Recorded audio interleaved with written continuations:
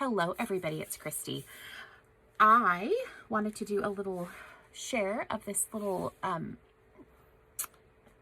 envelope that I made, and I do have a process on this. It's sped up, but I do have a process. But I thought for those of you that didn't want to watch the process, I would just do a little share and talk through some of the stuff, and then you can always watch the process too if you want to.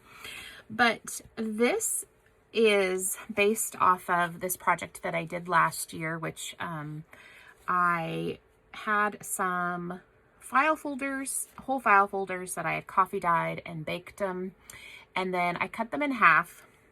So say this is like widthwise, I cut them in half, and then I took the halves and I sewed them and decorated those. And I've got a video on that process, which I could link to below.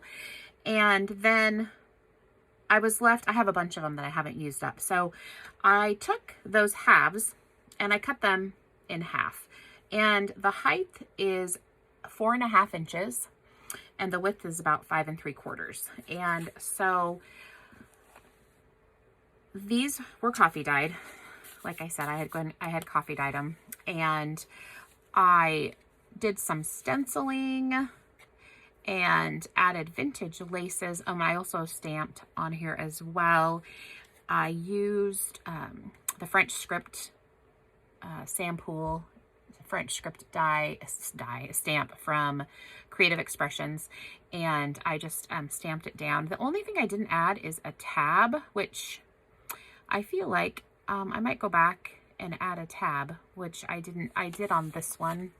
I did a little sheet music tab, and that's a spellbinder die, and then I added just some embellishing to it. So I might do that. Probably go back and add a tab. And the images here are from Sam Poole. They're her vintage or shabby photographs. I can't remember, but I can link to the Etsy listing below.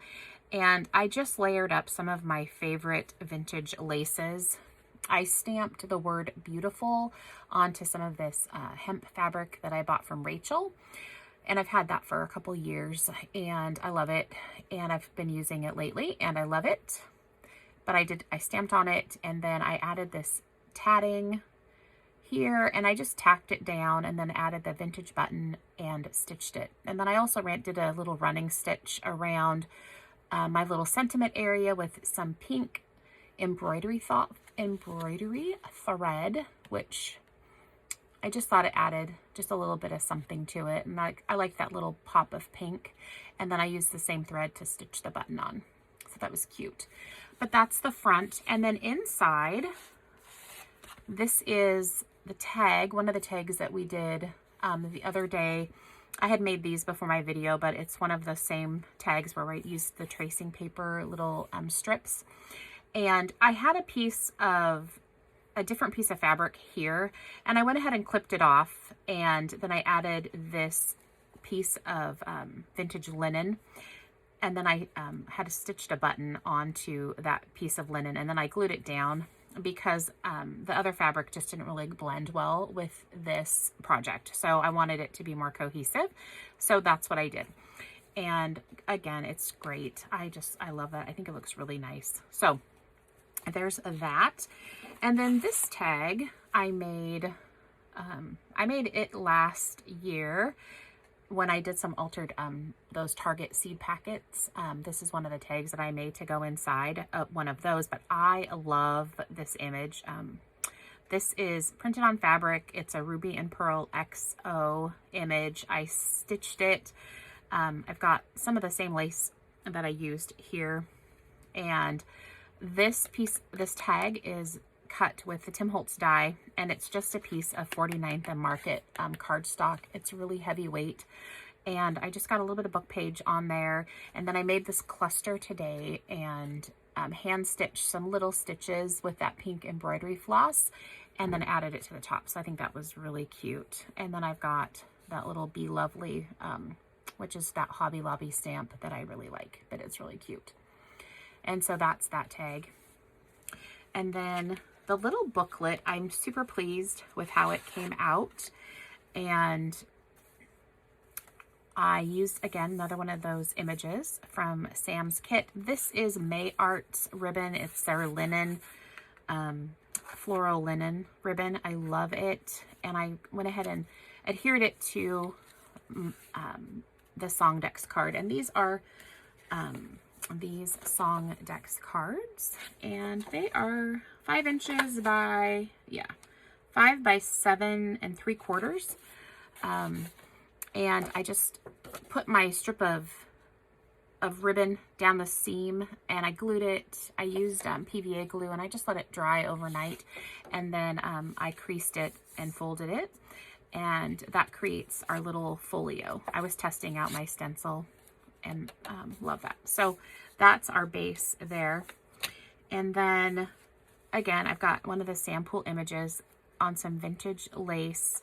I did a little lace collage here. I stamped Be Fancy onto a piece of that hemp, and I think that turned out really cute. And then on the inside, I've got a pocket, and here's another one of the tags that I made in that last video.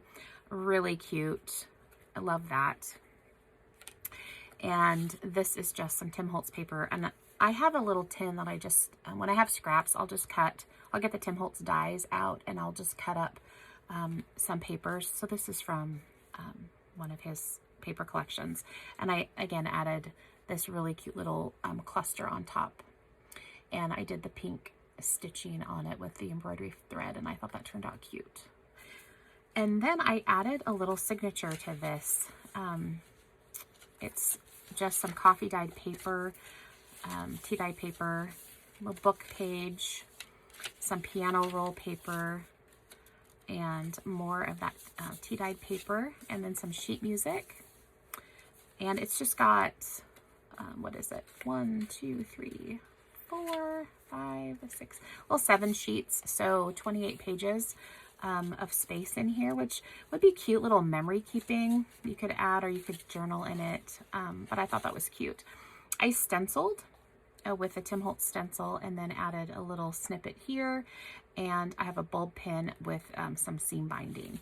And that's the little booklet that goes inside. But I think it's super adorable. I think it turned out really cute. So I love that. And then it all just fits inside.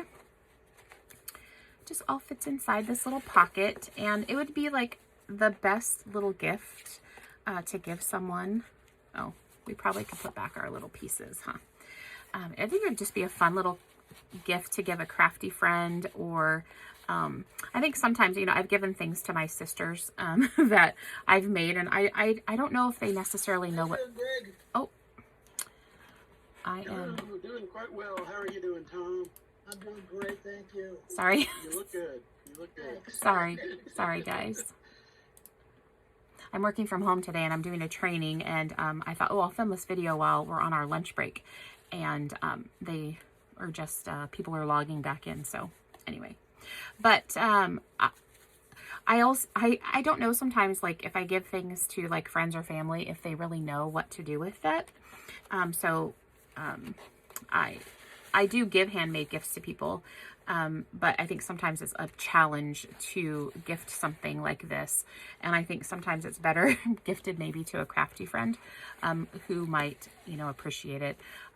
You know, I love these kind of gifts from people. I think they're fun, and I have them displayed. I have a shelf that runs along the length of my craft room above my window, and it's just full of gifts that I've done swaps with friends, and it just has some of my favorite things up there. And so these kind of things to me are fun to get. I like exchanging them. I think it's fun. But I wanted to share that with you. If you're interested in the process video, it's going to be in a separate video. And I do hope you all are doing well.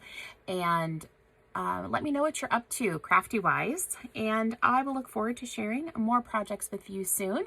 Take care, everybody, and we'll chat soon. Bye.